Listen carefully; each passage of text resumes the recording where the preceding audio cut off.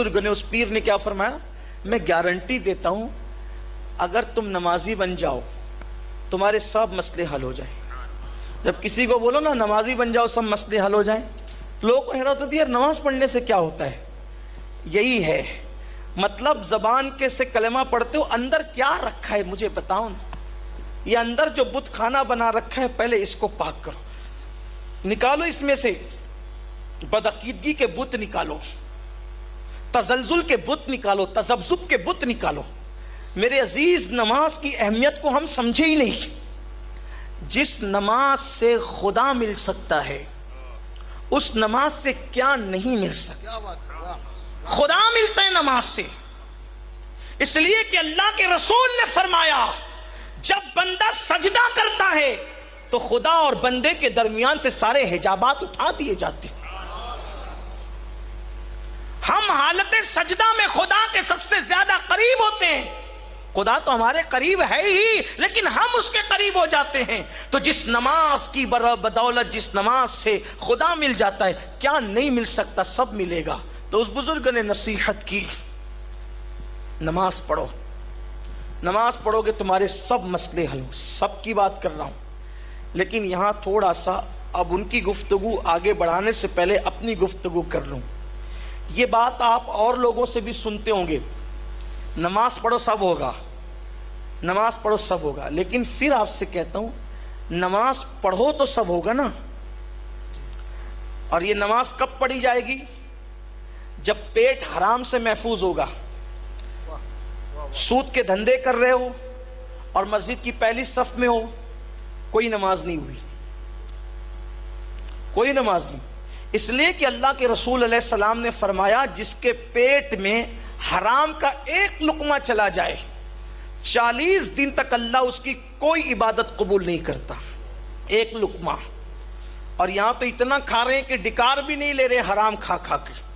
بہن کا حصہ دبا کے رکھا، پڑوسی کی جگہ پہ بھائیوں کا حصہ دبا کے، کوئی ٹینشن نہیں۔ کیوں؟ کیونکہ جنت تو ہمارے باپ کی ہے نا، کچھ بھی کرو،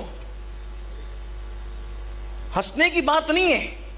اگر تم نے کسی کی ایک انگلی کے پورے کے برابر بھی جگہ لی نا، جگہ قبضہ کیا، ناجائز قبضہ، انگلی کے اتنے پورے کے برابر، تو اتنے حصے کو نیچے نیچے نیچے نیچے نیچے تحت الثری تک کاٹا جائے گا اور کاٹ کے نکالا جائے گا، اور وہ پورا کے پورا توق بنا کر کے تمہارے گلے میں ڈالا جائے گا۔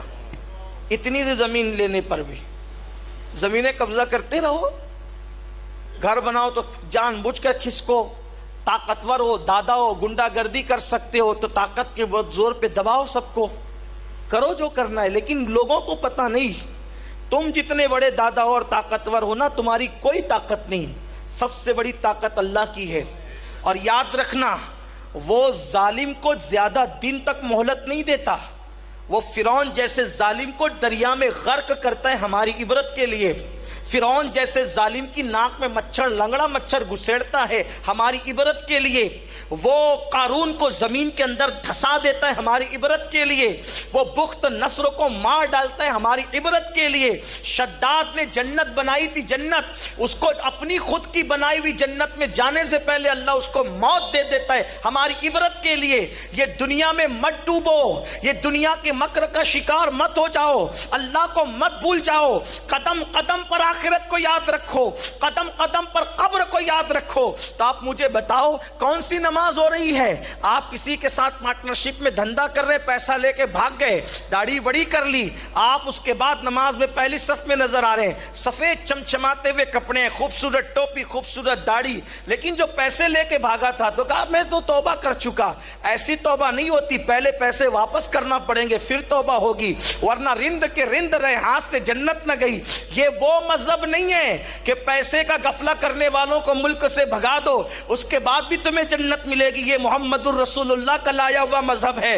یہاں حال یہ ہے، اللہ کے رسول علیہ السلام، ذرا دل کے کانوں سے سننا، ذرا توجہ سے سننا، مال ہڑپ کر کے نمازی بننے والوں، مال ہڑپ کر کے ہر سال حج کو جانے والوں، مال ہڑپ کر ہر سال کو عمرہ کو جانے والوں، قفلے بازیاں کر کے نیک اور جنتی کا ڈھونگ رچانے والوں، یہ یہود و نصارہ کا مذہب نہیں، یہ محمد